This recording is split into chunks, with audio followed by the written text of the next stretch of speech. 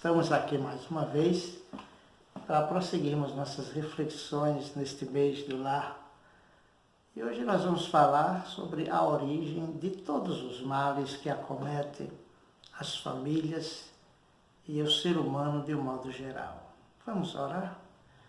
Senhor nosso Deus e Pai bondoso e misericordioso, que o Espírito do Senhor ilumine os nossos corações para a compreensão da Tua Palavra.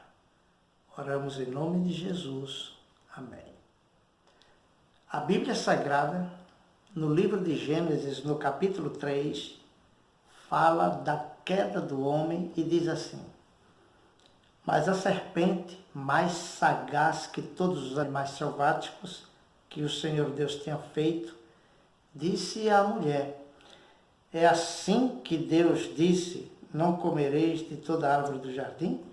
Respondeu-lhe a mulher: do fruto das árvores do jardim podemos comer, mas do fruto da árvore que está no meio do jardim, disse Deus, dele não comereis, nem tocareis nele, para que não morrais. Então a serpente disse à mulher: é certo que não morrereis, porque Deus sabe que no dia em que dele comerdes, se abrirão os olhos, e como Deus serei conhecedores do bem e do mal.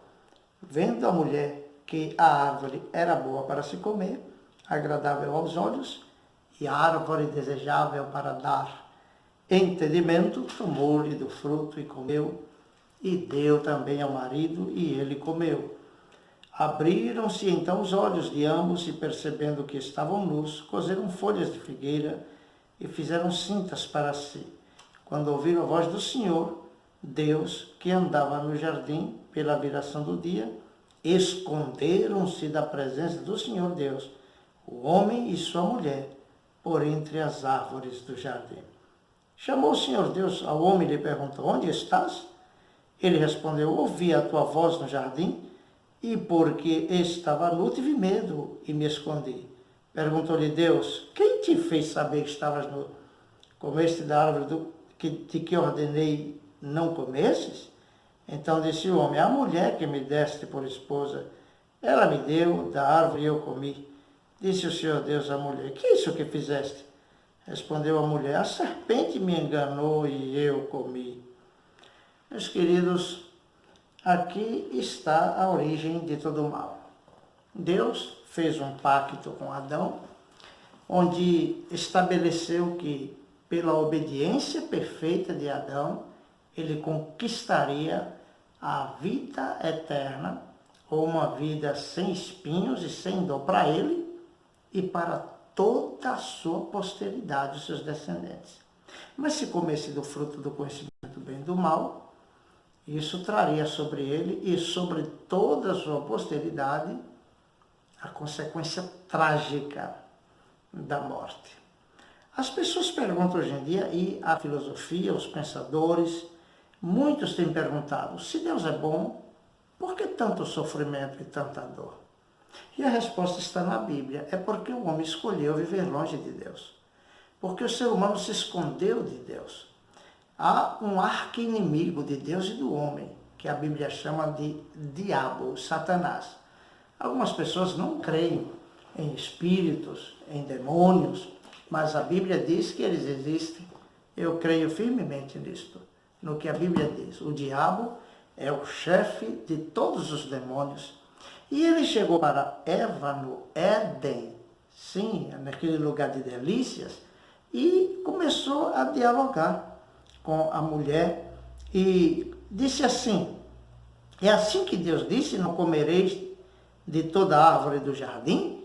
Uma pergunta bastante capciosa.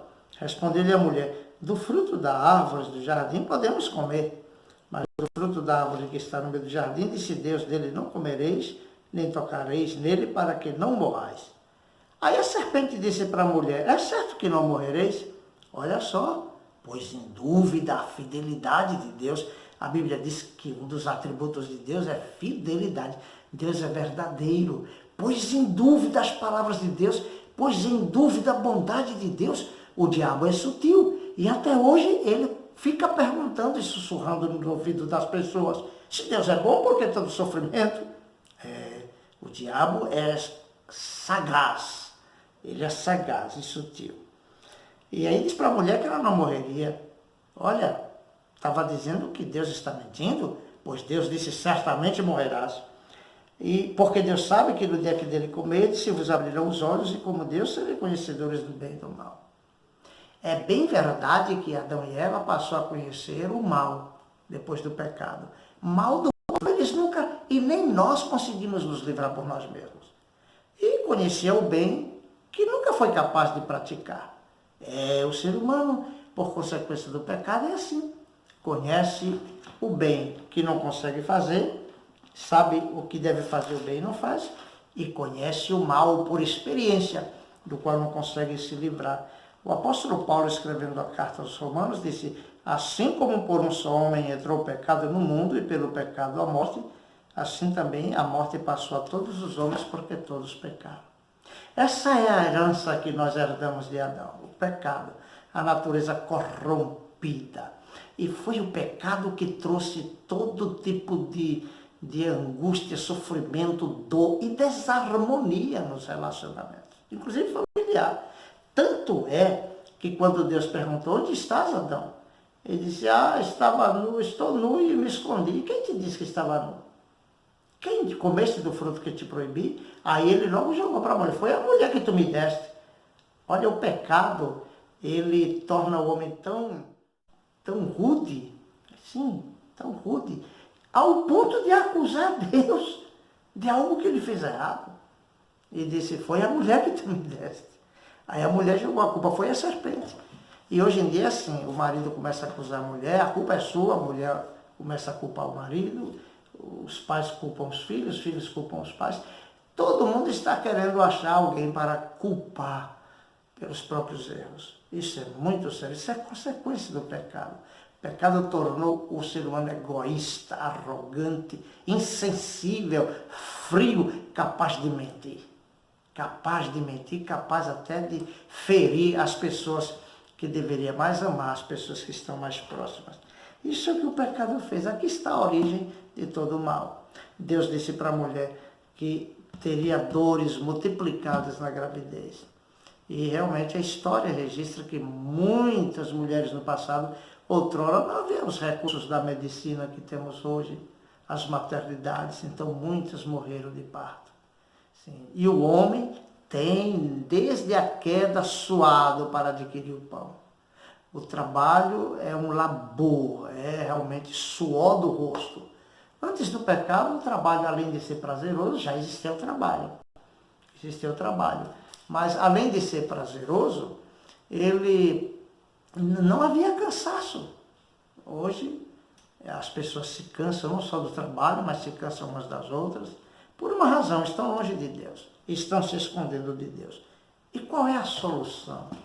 A solução é aquela que Deus dá. Adão, por exemplo, ele fez vestes de folha para cobrir sua nudez.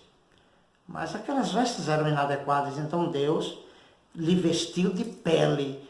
Aquela pele significa que houve um sacrifício e aponta para Cristo, que na cruz derramou seu sangue. E lá no livro do Apocalipse diz que no capítulo 22 de Apocalipse, no versículo 14. Bem-aventurado aqueles que lavam suas vestiduras do sangue do Cordeiro, para que lhe assista o direito à árvore da vida e entre na cidade pelas portas. A árvore da vida estava lá no jardim do Éden, lembram? Aqui Cristo veio para restaurar. Jesus é o pão vivo que desceu do céu.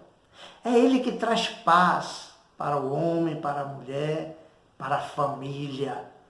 A harmonia no lar é restaurada quando nos voltamos para Deus e clamamos, Senhor, tem misericórdia. Hoje a gente vê a famosa guerra dos sexos. É o homem machista. Isso é uma distorção do papel do homem. A mulher feminista, aquele senso de independência, eu quero independência do homem. Isso é uma distorção da feminilidade. Portanto, Jesus Cristo veio para corrigir essas distorções e restaurar a beleza da comunhão com Deus, da comunhão com o cônjuge, com os filhos, com a família e da comunhão com o próximo. Deus perdoa os nossos pecados em Cristo Jesus e capacita o marido e a mulher a se perdoarem e recomeçarem, reatar os laços da amizade, do amor, do respeito mútuo. Olha, que Deus te abençoe. Pensa, a origem dos problemas foi ali, na queda de Adão e Eva, que afeta a todos nós. A solução para o problema está na cruz de Cristo. A árvore do conhecimento do bem e do mal matou Adão e Eva. Jesus subiu numa árvore. Ele foi crucificado num instrumento feito de árvore para matar a nossa morte ali na cruz e nos dar vida. Jesus é a árvore da vida. Ele disse, quem de mim se alimenta jamais terá fome. Deus te abençoe, creia em Cristo e busque em Deus, busque na palavra de Deus. Porque se o Senhor não edificar a casa, em vão trabalham os que edificam. Busque em Deus a bênção da comunhão, da restauração no lar. E que Deus Todo-Poderoso te abençoe. Um grande abraço e até a próxima.